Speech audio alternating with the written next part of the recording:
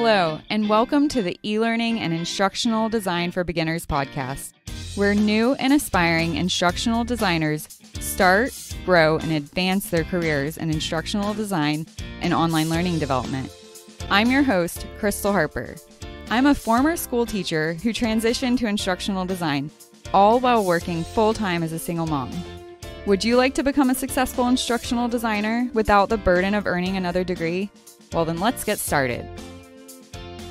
One of the perks of being an instructional designer is that the work can transcend across all industries, creating a plethora of opportunities for the career of an instructional design to choose from, while at the same time rendering a wide array of skills necessary to land the job and be successful.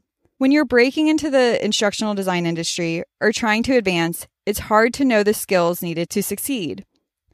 But you should keep in mind that when choosing to become a new or improved instructional designer, there are a few skills that every person should know.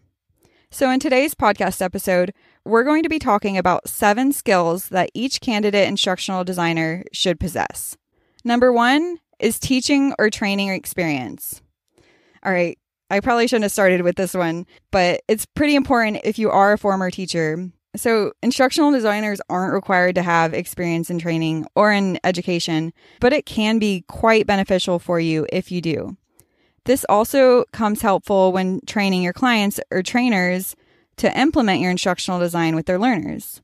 So if you'd like a more detailed list of common skills that teachers and instructional designers have, check out my blog article, Why Instructional Design is a Good Fit for Teachers, Skills That They Have in Common. A link to the article will be posted in the show notes of this episode. Number 2, your ability to predict areas where learners might get stuck.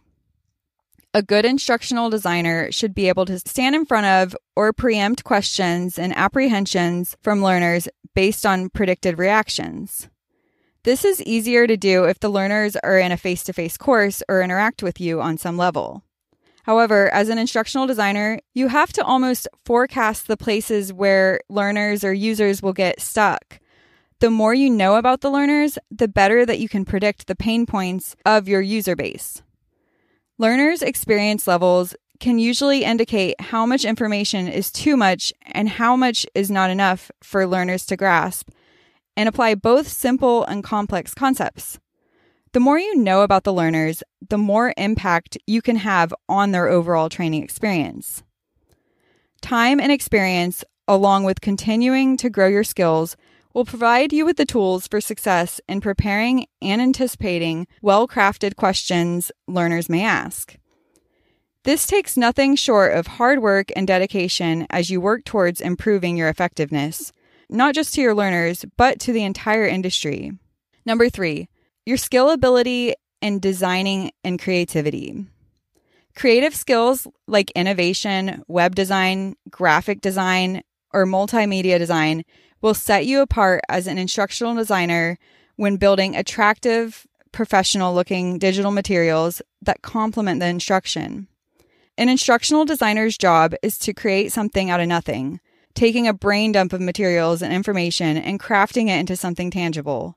So for this reason, design and creative skills are especially useful in this field.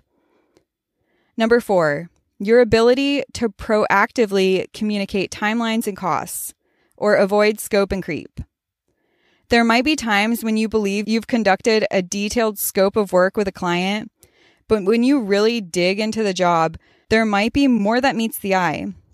Good instructional designers present all the issues for the client to evaluate whenever they pop up. It's your job and responsibility to help them see the amount of time needed to complete the work before it becomes scope creep and negatively impacts deadlines. The sooner these challenges or circumstances are brought to light, the more likely you will keep everyone on the team happy and things running smoothly.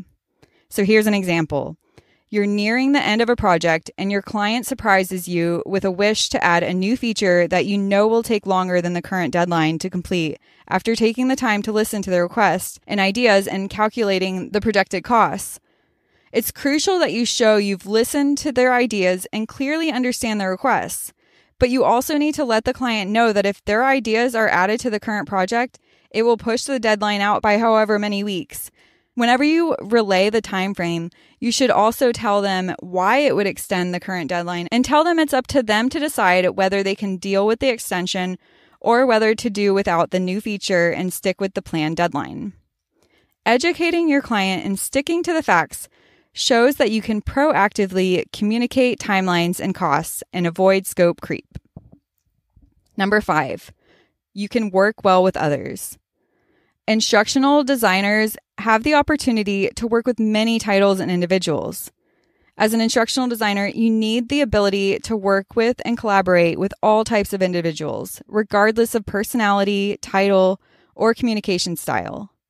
For example, there will be times when you will work with individuals such as an SME who will help you with unknown details in a project. Number 6, good project management skills. It can be super beneficial if you have common project management skills, such as negotiation and leadership, especially for freelance instructional designers who are managing their design process, as well as everything that entails managing things on the business side of things. And number 7, your ability to match client expectations. When determining project details for a client, a set of expectations will be held in their mind, and you will often have a picture in your mind as to what that looks like. A good instructional designer can picture the client's solution in their head while bringing about the best possible resolution or outcome.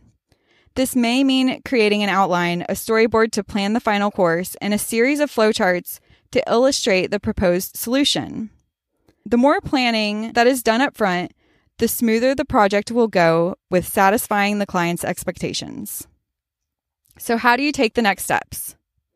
If you have all the skills discussed today, or at least most of them, and still have that excitement to become an instructional designer, then let's get started. You can take a shot at planning and starting your instructional design career on your own, or you can learn from the expertise and growing library of content available in our freelance instructional designer library and our eLearning and instructional design for beginners library. It exists so that aspiring instructional designers like you don't have to make all the mistakes that I did in the beginning. So I've compiled every resource that I can possibly think of and created a thriving community of like-minded instructional designers and have helped thousands of new and aspiring instructional designers go from dream to reality. I hope to see you over there in the Academy very soon. But feel free to listen to more podcast episodes or browse my blog if you're still looking for more information on starting an instructional design career or freelance business.